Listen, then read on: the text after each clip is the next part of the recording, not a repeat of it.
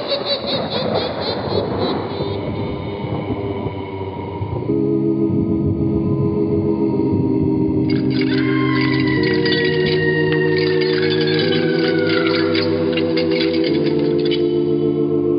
Mysterious Old Radio Listening Society podcast.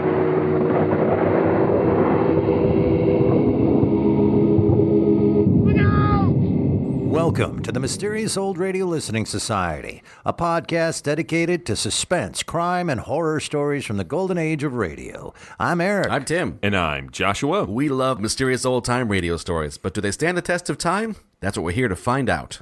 Today we return to the listener library for a suggestion from our mysterious listener, Elena. Elena writes, "Hi, Morals. Thanks for your show. I'm a St. Paulite, too. Happy to support a local and awesome podcast and occasional live performance. Would you consider reviewing Deep, Deep Is My Love from Suspense? I'd love to hear what you think. It creeps me out big time." Suspense premiered on CBS in 1942 and remained on the air for the next 20 years. Known for its big-name stars, high production values, and sophisticated scripts, Suspense raised the bar for dramatic radio. By the early 1950s, though, Suspense began to struggle with a shrinking listenership thanks to competition from television and the departure of longtime sponsor Autolite. The early 1950s brought a similar downturn to the career of Lloyd Bridges. After a decade of playing bit parts in B-movies, Bridges appeared alongside Gary Cooper and Grace Kelly in the classic 1952 Western High Noon. Unfortunately, his success was short-lived. The FBI blacklisted Bridges for his connections to a theater group with alleged communist ties. Bridges eventually cleared his name, but the negative publicity hurt his career, and he was forced to start from scratch. One place Bridges could get more work was radio. He appeared on Suspense many times during the mid to late 1950s. In addition to Deep, Deep Is My Love, Bridges starred in Chicken Feed, Rub Down and Out, and Pigeon in a Cage. In the end, it wasn't radio work that revitalized Bridges' career, it was television. In 1958, he landed the lead role in a new series called Sea Hunt. The show was an instant hit and made Lloyd Bridges a household name. The fact that Deep, Deep Is My Love was an aquatic-themed episode is no coincidence. It's likely that Suspense hoped to capitalize on the popularity of Sea Hunt by casting Bridges as a deep-sea diver. Deep, Deep Is My Love was written by novelist Hank Searles. His novels were frequently made into films, including The Crowded Sky and The Pilgrim Project. The latter of which, filmed as Countdown, was one of director Robert Altman's earliest feature-length films and one of his most widely panned. Later in life, Searles wrote the novelizations of Jaws 2 and Jaws the Revenge. And now that we've unjustly lowered your expectations, let's listen to Deep, Deep Is My Love from Suspense, first broadcast April 26th, 1959. It's late at night and a chill has set in. You're alone and the only light you see is coming from an antique radio. Listen to the sounds coming from the speaker, listen to the music, and listen to the voices. Deep, Deep Is My Love, starring Mr. Lloyd Bridges. A tale well calculated to keep you in suspense.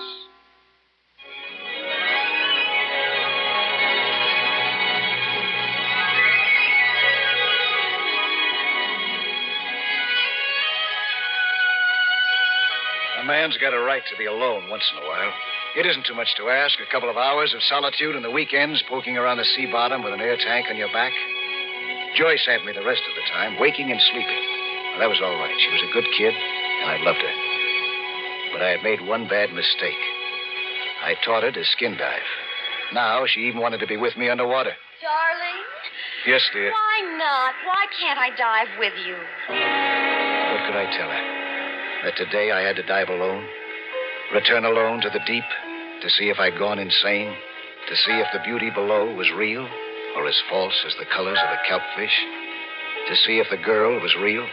No, of course she wasn't. And yet, I had to go. And alone. I had to be sure. It's, there are dangerous currents out there. I'm as good a skin diver as you. You said so yourself, and George is bringing some gear for me. He promised. No, Joyce. Hand me my fins, will you? Here. If it's too dangerous, I don't want you out there. George said you went too deep last week anyway. He went just as deep as I did. Looking for you. He said he got a touch of narcosis. Narcosis. Raptures of the deep. Too much nitrogen in the blood at too great a depth. Any diver, even a pro, could get it below 100 feet. They say it's a kind of ecstasy. But it could be a deadly ecstasy, luring you downward and downward, spiraling through the swaying greens, through the sapphire blues to the depths where all was black and white, and motionless as death. Had George had it? Had I had it? Was it this that tempted me deeper and deeper? Or was it simple escape? To a world where a man is as truly alone as the crayfish under his rock, or the moray eel in his grotto. What's wrong with you, Don? You've been acting funny all week. Did you have narcosis? Was George right? No, of course not. And I'm going to tell him to stop tailing me around like an anxious porpoise. I've been diving just as long as he has. Good. Maybe he'll quit and you'll dive with me again.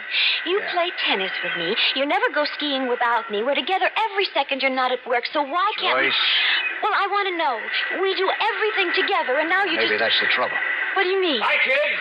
I'll skip it. Here he is. Oh. Hi, Joyce. Hi, George. I'm sorry, I had to fill the tanks. It's okay. Brought an extra tank, some gear for you, Joyce. She isn't coming, George. Oh? Well, whatever you say, but we could keep it shallow. A lot more lobsters at 30 feet than 200. She's not coming, George. Meet King Neptune. That's his world, and he doesn't want any women in it. You know, Joyce, he was out of my sight in that grotto for 15 minutes last week. Maybe he's got a mermaid down there. I was after a lobster. What, at 200?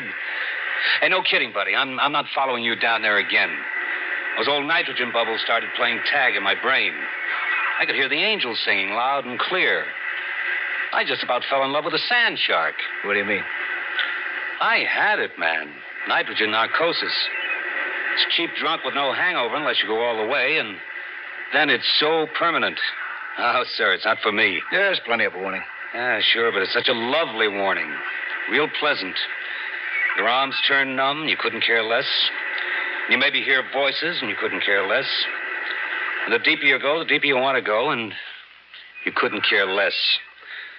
No, sir, make mine martinis. You might drive off a cliff going home, but at least it's quick. So let's keep it a little shallower today, huh?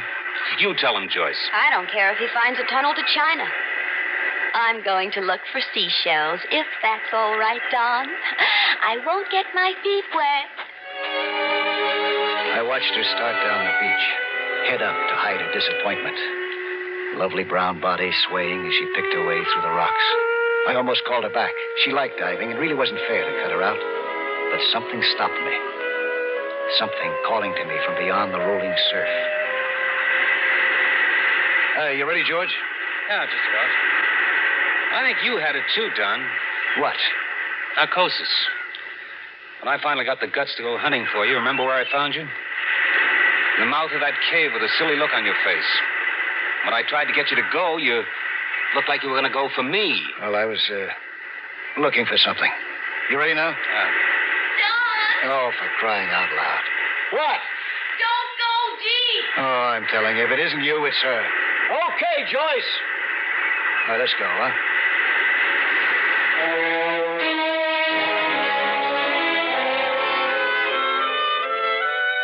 The water was warm.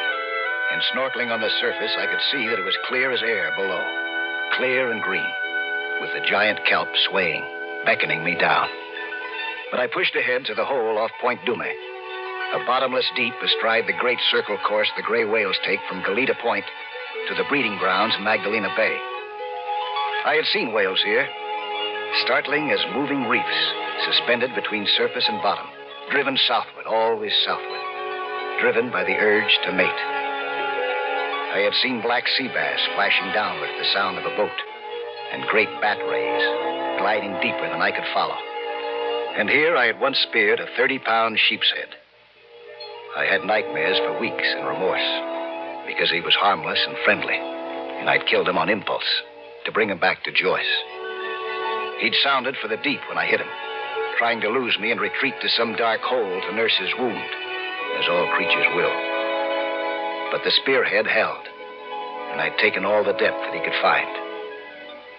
Now he hung as a reminder in my garage. I hadn't speared a fish since. I hated lately even to drag the big bull lobsters from their holes. It was so much better just to drift along the bottom and look and wonder. Hey, Tom. How far are we going? I pretended that I hadn't heard. To drift and wonder. To drift and wonder in a world of silent creatures who ignored a man as long as he made no hostile move, as long as he left them to their holes. This was a world where a man could hide through supermarkets and freeways and movies and... Hey, Don, won't this do? We were over the deep area now. I adjusted my face mask, put my mouthpiece in my mouth, and blew out what water was in my hose. Then I tested the free flow of air from my tank and dove. I was back in my underwater world again. The water caressed me as I dove down 30, 40, 50 feet, heading for a spire of rock to a castle guarding the edge of the underwater canyon of Point Dume. The water turned slowly to light blue, and the cares of the week slipped from my back. I told myself to be content with this. The other thing down there was fantasy. At the spire, I stopped to tickle a starfish, stared into the pink eyes of a golden Garibaldi until he flicked his tail at me and swam away. Joined a school of perch as they started their flight over the canyon. Then I saw it. Just like last week. I told myself that it must be a leaf of kelp far below or some golden-sided fish. But no. I caught the flash of a slim body again, girl-like, turning below, beckoning me down. Another skin diver? No, it was the girl. The girl who had danced in my mind all through the week. I shivered. There were no voices beneath the sea, not even from other divers. But we had talked before, for minutes, hours, an eternity. And she remembered my name. I shivered, fighting the urge to dive deeper. Come down, come with me. No, I better not. Come down, come with me. And the voice was gone. She was gone. I had to know. I dove into the canyon, searching for the flash of gold, catching it, losing it, while my arms turned to wings and my body to water, and everything was glorious, shimmering blue. If I could only find her, catch her, the golden girl that I remembered with the lonely, laughing eyes. Wait for me. Wait.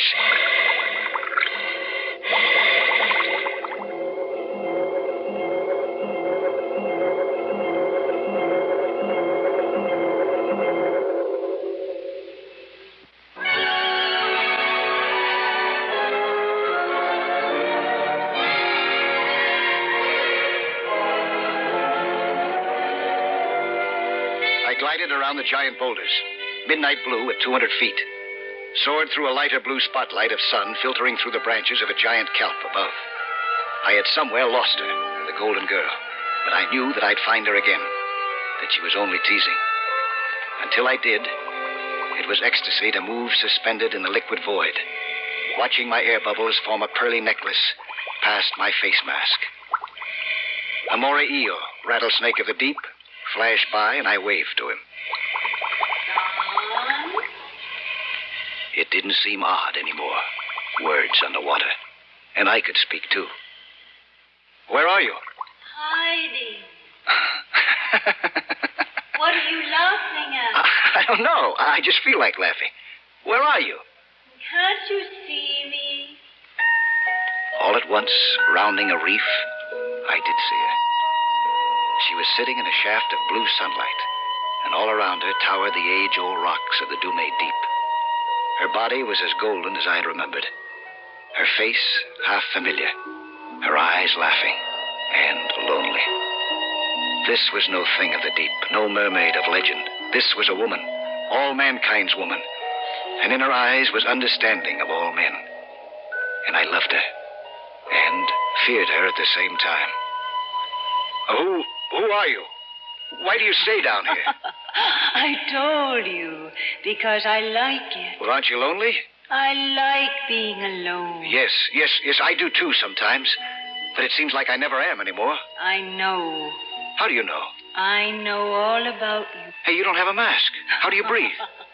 I'm used to it. Where do you stay? Don't you remember? Faintly, I remembered a cave in the depths. A dark, warm place of song and peace. Yes, I think I do. Do you want to go there? No, I better not. We'll be alone there. But I've been down so long, my tank's... We'll be alone there. George will be worried. We'll be alone. And my wife. We'll be alone. Then she was swimming lazily through the boulders, and I was following her to a dimly remembered grotto.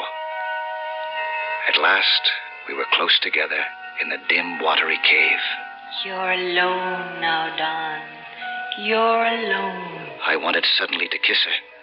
I fumbled with my mask. If you take off your mask, you won't be able to see. You might drown. Come here. Wait. There's somebody there. What? I can hear somebody outside. We aren't alone. I peered from the grotto and saw George groping through the shadows, searching. It's my buddy. Well, he's looking for me. I don't know. What can I do? He found me here once before. You have a right to be alone. I know, but what can I do? If he comes closer, you're as strong as he is. Stronger. You mean? You know what I mean. I crouched in the cave, coiled like a moray eel, ready to strike if he peered in, blocking my light, and I tensed. He's gone. Come here. Come to me. She slid into my arms, pliant as kelp, light as water itself. Aren't you afraid? You've been down so long. No, I don't care. Wait. What's that? If he's back, I'll kill him. No, it isn't he. It isn't he. Well, who is it? It's your wife. My what? How could she be down here? They're looking for you. You've been down so long. What'll I do? Do you want to go with her? No. I want her to let me alone. Just for a little while. She won't. She's even followed you here. Oh. She'll never let you be alone. What'll I do? You know what to do. But I love her, you know. A man has a right to be alone. I'd let you alone. I backed into the cave and waited. A form moved by the entrance to the grotto, and I saw in the gloom my wife's face, frowning behind a mask, peering and worried. Oh, why can't she let me alone? She never lets you be alone. All right then. Will you let me alone? Will you let me alone?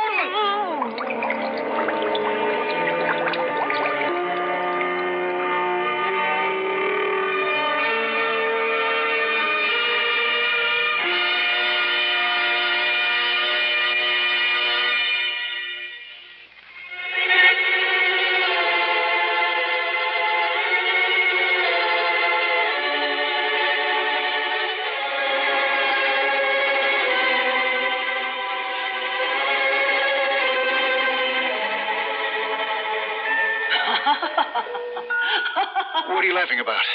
Now she'll let you alone. Now she will. What'd I do? Don't you know? What?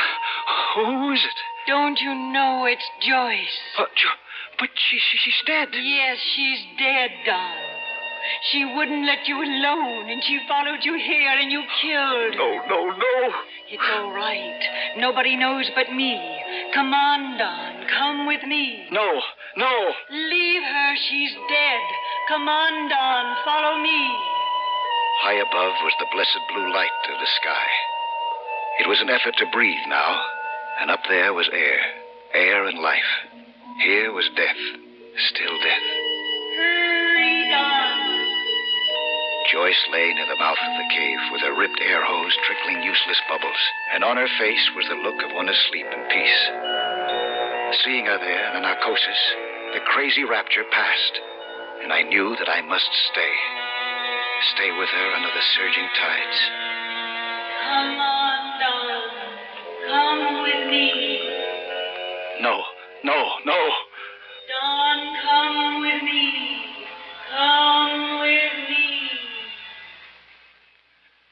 I cradled my wife in my arms, and that is how it has been for minutes, for hours, for an eternity. And Benita stared at us for a moment. man left.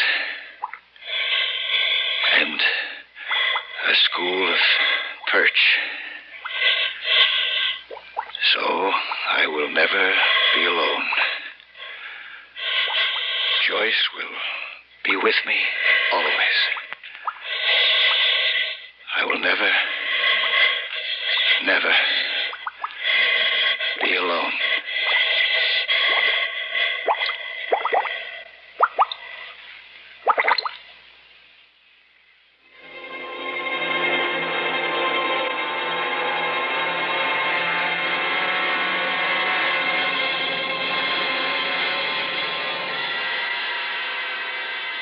That was Deep, Deep Is My Love from Suspense here on the Mysterious Old Radio Listening Society podcast. Once again, I'm Eric. I'm Tim. And I'm Joshua. Thank you, Elena, and thank you for coming to some of our shows, as you mentioned. And thank you so much for the request and for listening, all of that. I'm trying to set this up that I really like you, Elena.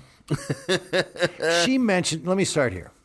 She says it best when she says, it creeps me out big time. Mm-hmm. Yep, me too. But that's just because I do not understand at all the fascination with mermaids. I'm assuming this is a mermaid. It was never said. It's some kind of siren, but I'm assuming it's some woman that lives underwater. I assume mermaid. Mermaids are gross. That is, I do not understand why people like mermaids, why they're attracted to them, why you would say, yeah, I'm going to get some of that. That is half fish. I'm so attracted to that. He states explicitly that this is not a mythical creature. Okay. When? I didn't hear that. He describes her as a golden lady. Yeah. So it's not a mermaid. No. It's still weird. Don't get me wrong. All right, take all that back. I love mermaids. So it's not a mermaid. No one is pressuring you to get into mermaids. Have you considered mermaids? People are way into mermaids. It's so weird. There's a mermaid camp in Florida where people pay money to become mermaids, and they put a thing on. I'm like, why are you doing that? Is weird, man. You can go to bars and they have Yep. tanks of water behind the bar. You can watch mermaids go by. Yeah. No thanks. You're half a fish. Is this really back to your dislike of sushi? Yo, I don't like. Well, that's the other thing. I like pools. I love them. I love swimming. Oh. But boy, deep sea stuff is freaky to me. So I'm trying to tease apart your response here. Are you saying it was poorly written, or it just pushed a lot of your personal buttons? I didn't say anything about poorly written yet. Sushi. I was just saying the creep me out part. Okay. I am creeped out by mermaids, but it wasn't a mermaid, so I guess I wasn't creeped out. I will say this, though, on my opinion of this, it wasn't that interesting to me. But I am ready to hear why I should love this. I am. I will say the premise is the basic idea of I want to do the thing, don't do the thing, I'm going to do the thing, don't do the thing, I did the thing. Right. And it succeeds or fails on execution. I thought it executed very well. Yeah, it's pretty basic in a certain sense. Its plot is very easy to follow. Yeah, so I can't complain about not being able to, although I thought it was a mermaid, now it's... So we're left to try to figure out what that was. Was it nitrogen getting into his blood or not, right? Yeah, I think that's the big question at the end. Was this all in his head, or was there something there? It would have been nice if later then the woman showed up at their house. And you'd be like, oh... Like we're in a tank of like, you came to see me at my place. I thought it's just appropriate I come here. Right. My question is, does it succeed executing tension and going down to this depth and going through this? And also, does it succeed on the theme of I want to be alone? Oh no, I'm alone. Or I don't want to be alone. Like that. I think the execution of creating tension and fear, it does well. The playing out the whole theme of I just want to be alone for a little bit, I think it's a mixed result. I'll give you this and to chew on because I'm not sure if I'm right on this. It occurred to me while listening to this that this was subconscious suicide. Not stating it to himself, not even maybe aware of it fully, but doesn't feel like he's ever left alone. He's unhappy, and this was a way to be alone, but also to end it all. Well, and to start unpacking some stuff, and I can't believe we've gone this far without letting Joshua talk, but I'm going to keep going. It's got a little... Gives me a chance to drink some more beer. A little of the Thanatos Eros kind of psychology going on there. Joined me down here in the underwater cave where it's nice and warm. You can be alone. But exactly what you said, that unconscious, I want to be where it's quiet and cold and nothing. It's a death. Yeah. And then the second guessing, maybe I shouldn't have done this. Yeah, and that is the creepy part of it, I think. Are you saying the creepiest part is when he decides to stay there and is just left in those last lines where he's saying, I will never be alone? Joyce will always be with me. That every time he hits that choice of, my wife is walking away down the beach, I should say something. He hits that crossroads over and over again, and each time he's like, no, I'm doing it. Mm-hmm. And it takes you as the listener down to that depth, and also every step of the way you go, stop it, don't do it, turn back. Mm-hmm. And I mean, his punishment for seeking solitude under the sea is to stay under the sea but not have solitude. He will stay forever with Joyce. I appreciated the simplicity of it, the poetic justice. And it might have been because I had a totally different expectation of how this was going to go from the top of it. You know, starting with the line of like, a man deserves to be alone. I don't remember the exact phrasing of it, but that's the first line. And later, even the sea woman, the golden girl, Estelle Getty dressed as a mermaid. That does nothing for you? Not at all? Okay. Gross. Estelle Getty with fish. That's double gross. Yeah, and she's eating sushi. Yeah. With her mermaid tail. It's disgusting. But my point is, where I thought this was going was a more typical suspense route where it's a guy who can never be alone and this wife is always nagging him, and I thought we were being set up for I'm gonna murder her and make it look like she was diving a mermaid accident and all this stuff. I mean, this is in the first 6 or 7 minutes. It's only like a 23-minute script. Barely. This is from the era in which they have carved out a lot of commercial time. So when it turned into something that I felt was more punitive, I liked it more, and I was surprised by the hint of supernaturalness to it. But I think ultimately what I take away is that she is some kind of subconscious wish fulfillment induced by this narcosis. And the she echoes his own lines. But at the same time, that would be what a supernatural tempter does. They would get into your head and lure you with the words you want to hear. The premise of setting me up to side with, to sympathize with the main character is that he is being nagged and that his life is terrible. And I don't think it succeeded in that, in the sense of I didn't find her to be a terrible person. Well, I don't think you're supposed to think that. Yeah. I thought I was in the first couple minutes and then quickly realized I wasn't. For example, when it first hit me was when his pal George shows up and then she immediately starts making fun of him. Right? Like, oh, it's King Neptune here, doesn't want any women in his kingdom anymore. And they immediately team up. And obviously, we wouldn't feel this way from a contemporary point of view. But in this period, there's this outside male character who's completely agreeing with his wife. So I feel from an authorial voice at that point, whether that's condescending or infantilizing, he is validating her point of view. And so I felt, okay, the story is trying to say that these are real concerns. And they were talking about when we go skiing, we're always together. When we do this, we're always together. That it may be that part of that story is that being told is we're always together, and I hate that. But also, we have a really good life, and we do lots of fun things. Yeah, right? They don't have jobs, obviously. Yeah.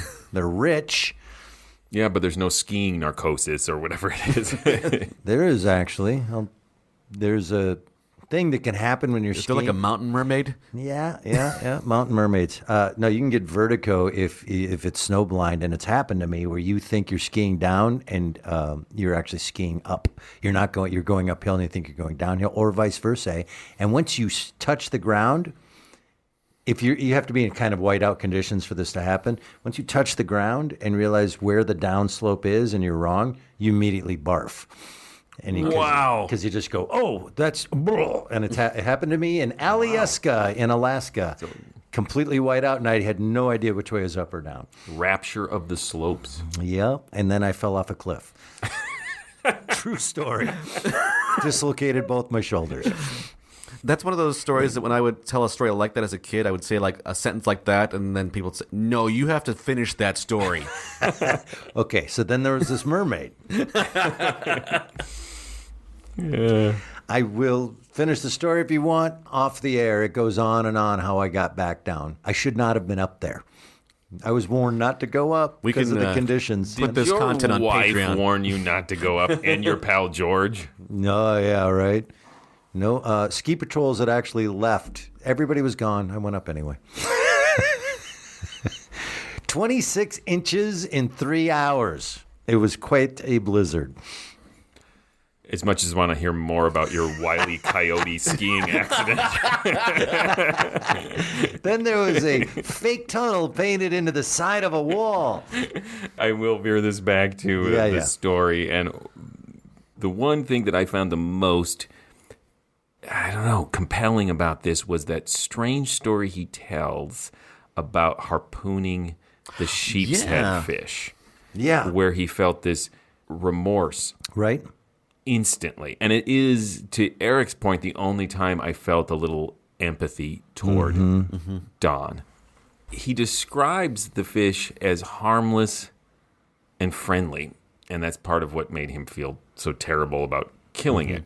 He also rather ominously describes it trying to escape after it's been harpooned and going down to a dark hole where all creatures try to go, which is ironically what's going to happen to him later. Right. But I think it also seems to foreshadow his remorse over killing his wife, which there's no reason to really, obviously you have remorse. But again, she, like the fish, was harmless. She was there to, well, more than harmless. She was there to actually help him.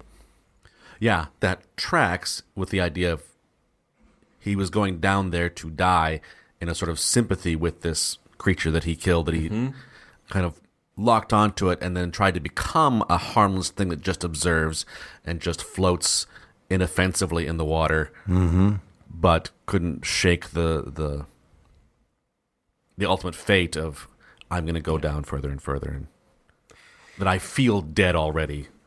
I think the idea of the suicide by diving or even unconscious is a totally valid one, but I have a hard time buying into that.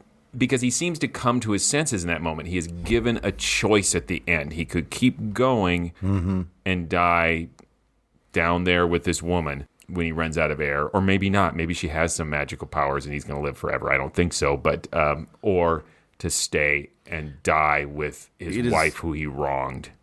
Odd that she does tell him, like, don't take your mask off. Yeah. But that strikes me a little more evidence for this being some kind of subconscious wish fulfillment, that he is hallucinating, but deep down he knows if he takes his mask off, he's going to die. To me, that's evidence against it being a suicide wish. It could be both, that is the wish of, I just want to be with some nice lady that we can talk, and she understands what my feelings are about wanting to be alone, and she's pretty and not part fish, and just everything you want in a woman. Not part fish. But there's also this dark cave that is attached to that desire, that twice he has a chance to plunge into that darkness, and both times he, because of intervention or because he doesn't really want to take that final step, or I guess he does take the final step in the end. So I'm arguing myself in and out of agreeing with you or disagreeing with you, but ultimately he doesn't go with her when he has the chance. He stays outside of that cave, even though it ultimately takes him into a dark place. Or where he has to confront his motivations for why he's doing this was to be away from his wife. And he didn't care enough about his wife to take her with him. He didn't care enough about his wife to wake up from whatever state he's in and not kill her. And he is... Or to say, hey, could I have some time to myself? Yes. Just I know in retrospect, so many very scary stories can be solved with just a, hey, Yep. reasonable request here. But at one point, he describes this golden girl as all mankind's woman. In her eyes was the understanding of all men, and I loved her, which seemed like that really narcissistic male perspective of like, I'm so complicated, and my wife or significant other does not understand me, and there's this mythical dream person who understands all of my intricate don't have to say it complexities. because I see it and I understand it. Yeah. And he comes face to face with what a foolhardy delusion that is. Worth drowning for. So, yeah, it's creepy, Elena. Any other thoughts? I will say, I thought a lot of the descriptions of the underwater world were pretty appealing. Yeah. Right? It seemed I learned some magical. Some words I didn't know before. Some identification of, like, they'd be like perch. And I'm like, got it. Know what that is. Didn't know they were in the ocean. I didn't either. That one was like, I thought that was right. But then they said some other animals, and I'm like, never heard of that. So But I looked up sheep's head because I was curious about that fish. please tell me it is half sheep, half fish. Yes. A sheep Funny enough, mermaid. back half of the sheep. Sheep made. And the front half is the back half of a fish. So it's really mind-boggling. Now that I find attractive. No, but it's the sheep's head is sometimes called the convict fish because it has these stripes on it like a prison jumpsuit, which I thought was interesting given that he's going to murder people. But Like also, the Beagle Boys from... Right, like the Beagle Boys. They also carry on little sacks of money that have the dollar sign on them. but Like the Beagle Boys. unattached to anything that I think was intended, sheep's head fish, I don't know if you've seen these pictures online, are the creepy fish that have these incredibly human-looking teeth. Oh, it got Tim. No. Have you seen pictures of it, Eric? No, I'm imagining. Oh, it doesn't do them justice. It's teeth Yeah, I seen. from a human in a fish. Why aren't they called human teeth fish? Don't look at my mouth, fish. That's not really pertinent. Don't make me smile. And I looked up perch, and they have human ears. No, I'm kidding. We got a lot of perch in our neck of the woods. I thought it was a freshwater deal. I did too. It's got to be a different kind of perch. Sea perch. Well, should we send it to a vote? Yes. Tim, you're first. All right. Particularly, I guess I didn't spot this as a later Suspense episode in the initial listening to it, but particularly for later Suspense, good job. Good job, late era Suspense. Like I say, this plot has a very straightforward path, which on the journey made me go like, I got it. It's going to go do the thing. But once he got into the water, the story really blossomed for me and became interesting. All the down payment that was made on this story paid off. And obviously, his motivations are interesting to think about because we talked about him just now. I don't know if you were there, but it was awesome. I wasn't listening. So I would say it stands the test of time. I'd be hard-pressed to find a late era Suspense that'd say classic, but stands the test of time. Good job. See, my immediate response after listening to this was, wow, that was really good, but I wouldn't call it a classic. But like you're saying, hours later, I kept thinking about it. And I kept thinking, like, oh, there was something in there I didn't notice, and making connections. It kind of felt a little like a dream that keeps coming back to you all day long in little portions. And I just kept thinking about it. So I'm going to call it a classic, particularly, as you said, in the era it was produced of Suspense, which are usually these slim, very predictable reruns of better episodes of Suspense. And here I think we have a deceptively simple story that uses its short running time to make it more interesting and give us a lot of things to walk away and think about. I really liked it. It's hard for me when I hear Lloyd Bridges not to picture the guy from Airplane. No. It's so hard to not see that guy deep sea diving, that character he played. It was good. I'm not trying to be flippant. I just don't know what else to say about it. I thought it was pretty straightforward. It wasn't overly interesting. I did not spend time later thinking about it. I thought more about it in this discussion, like, oh, those are interesting. But it still wasn't enough for me to go, oh, I missed all that. That's really good. I get it. I don't think there's anything. Stone on nitrogen. Killed his wife. Right. Moving on. That old chestnut. I think it was humdrum for me. Do we still use that word? I wonder what the etymology in humdrum is. We're going to look that up. No? Nobody? Okay. Okay. Tim, tell him stuff. Please go visit ghoulishdelights.com, home of this podcast. You can visit there. You can listen to other episodes. You can comment. You can vote in polls. You can let the world know what you thought of this. Was it humdrum? Was it worse than a fish with human teeth? Was it awesome? Those are the three categories we're offering. Okay. One of the votes from now on is fish with human teeth. Classic, stands test time, fish with human teeth. And it's a T-shirt. You can also connect to our link. That's the modern term. Like, you can push the button that connects you to our Threadless store and buy swag, where we've promised many T-shirts that we have not yet created, but we'll get to them. We need a T-shirt intern. We do. And you can also link, wait for it, to our Patreon page. Yes, go to patreon.com/themorals and support this podcast. Now, if you are tired of hearing us say, go to Patreon, support this podcast, blah, blah, blah, we've got all sorts of great stuff, and you're like, I don't believe that you have great stuff. This is some kind of scam. Well, in a couple weeks from now, we are going to be doing a Patreon pledge drive. But unlike most pledge drives, where they're boring and dry and you get less of what you like instead of more, you're going to get more of what you like. We have some very special episodes of this podcast. We are going to be releasing some episodes that are Patreon only for the general listeners to check out and see if we are just talking through our hats. Or if That's another one. I wonder what that one means. You talk through your hat with human teeth. Humdrum. So yeah, stay tuned in a couple weeks in October-ish. Depends on how this releasing goes.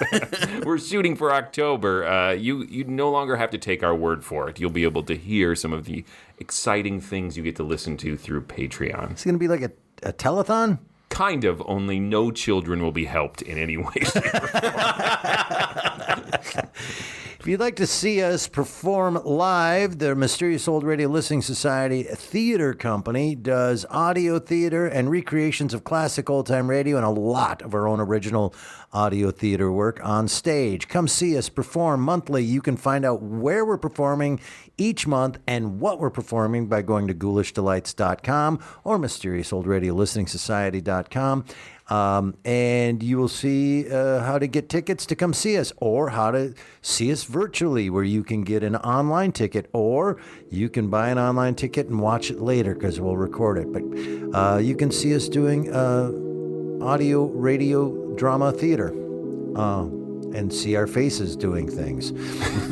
With human teeth. With human teeth. What's coming up next? Up next is my choice. I've selected an episode of The Adventures of the Abbotts. I love that series. Entitled The Clicking Silver. Until then. Look out!